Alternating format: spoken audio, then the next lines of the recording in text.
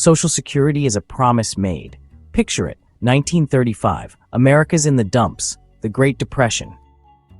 The President Roosevelt got a New Deal, and in it, Social Security, a safety net to help all Americans retire in dignity. Americans work, pay in, then get something back when you're old. It was revolutionary. It wasn't a handout. It was insurance. Meant to keep seniors out of poverty, give dignity in old age, a promise made to every working stiff. It's the bedrock of retirement for tens of millions. But that bedrock's looking kind of shaky. How about right now? Over 65 million Americans get Social Security. That's a lot of checks with FDR's face on them. Not really, but imagine. These folks, they earned it. You, me, and everyone you know paid in their whole lives. Retirees, disabled folks, surviving spouses, even kids who lost parents. It's a lifeline for millions. The problem is, there's a demographic tidal wave coming. The baby boom. They're retiring, and there aren't enough younger workers to replace them. As if that were not enough, the current administration is making it harder to contact Social Security while laying off workers. Here's the truth. People are living longer, which is not a bad thing. Advances in healthcare, better living conditions, and improved diets have all contributed to increased life expectancy. This is a wonderful achievement for humanity. That's good, but it means more years collecting benefits. As people live longer, they draw from Social Security for more years than previous generations. At the same time, families are smaller. Birth rates have declined, and many families are choosing to have fewer children. Less workers paying into the system. Do you see the problem? With fewer people entering the workforce, there are fewer contributions to Social Security. It's like a giant game of musical chairs, and someone hid half the seats. The system is strained, and it's becoming harder to support the growing number of retirees. Experts say by 2034, Social Security's trust fund will be depleted. This means the reserves that have been built up over the years will run out. That doesn't mean it's gone, but benefits get cut if nothing is done. Without the trust fund, Social Security will only be able to pay out what it collects in taxes, which is about 75% of promised benefits. Since the creation of Social Security, the amount of revenue it has collected has exceeded the amount spent on benefits. This difference has been credited to the trust funds. The reserves haven't been sitting in a bank. Instead, the money has been spent by the government on other programs. The government, however, hasn't stolen from the trust funds. It has kept track of how much has been deposited and regularly credits the trust funds with interest payments. It's a serious issue that needs addressing to ensure our seniors can live with dignity and security. Can we afford grandma? The economic crunch. It ain't just demographics. The rising cost of living is squeezing everyone, from young families to retirees. The economy plays a role too. Wages haven't kept up with inflation.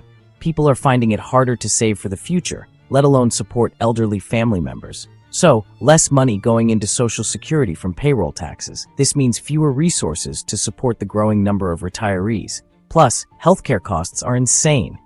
Medical expenses are skyrocketing, making it even more challenging for families to manage.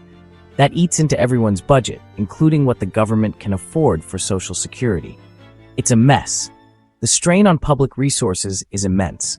We're basically asking a system designed for a different era to handle 21st century problems. The infrastructure just isn't there, like fitting a Model T engine into a Tesla. Not going to end well.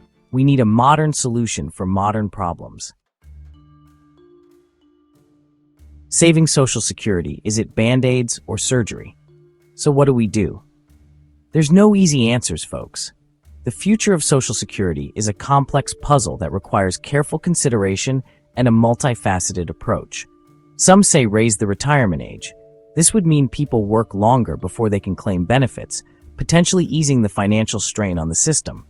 This idea hinges on the fact that most people are living longer, but any change in retirement age will need to grandfather in, pun intended, people who are already qualified for benefits. Others say tax the rich more. By increasing taxes on the wealthiest individuals, we could generate additional revenue to support Social Security. Subjecting all earnings to the payroll tax would represent a dramatic increase in marginal tax rates for high-income earners. Right now, the top income tax rate is 37%, plus an additional 3.8% for Medicare taxes. Adding the Social Security payroll tax would push the top rate to nearly 50%, or even higher if the employer's share of the payroll tax is included. Still, others say, invest the trust fund more aggressively. This could potentially yield higher returns, but also comes with greater risks.